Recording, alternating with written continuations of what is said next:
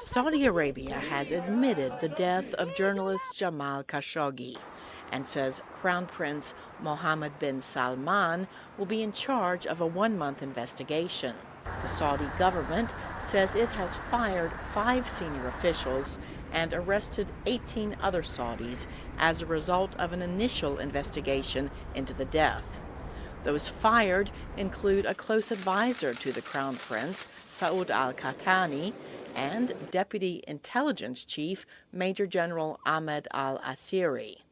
The bombshell news happened overnight Saturday in Riyadh. Wonder what it takes to convict a guy of murder in this In Washington on Friday, protesters marched from the White House to the State Department to demand a tougher response from the Trump administration to Turkish reports that Khashoggi was murdered and dismembered inside the Saudi consulate in Istanbul on October 2nd by a 15-member squad of Saudis flown in and out the same day. Secretary of State Mike Pompeo's meeting Tuesday with the Saudi Crown Prince came under criticism from some U.S. lawmakers and human rights activists. Pompeo defended his meetings with the Saudis in an interview with VOA contributor Greta Van Susteren Friday in Mexico City. When I traveled to Saudi Arabia, I met with the king, I met with the Crown Prince at great length, I met with Foreign Minister Jubair, and I made very clear to them that the United States takes this matter very seriously,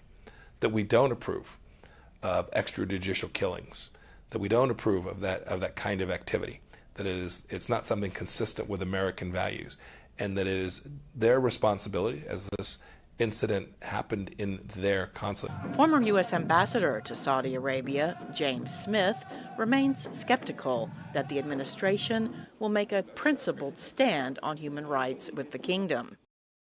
This administration has defined a transactional relationship with Saudi Arabia, where before we had a strategic relationship with them. And in my time there, we could have conversations about women's rights, human rights, the public space. And none of that is going on now because it is a transactional relationship focused mainly about money. A bipartisan group of U.S. senators has taken a more forceful tone. The Republicans have been tougher, I think, vocally out front than the Democrats have. And there is actually, it's one of the few issues in Washington there's bipartisan support, maybe the only one. Washington must now decide how to respond to the developments coming out of Saudi Arabia. After Riyadh had claimed for 2 weeks they had no idea what happened to Jamal Khashoggi. Cindy Saine, VOA News, the State Department.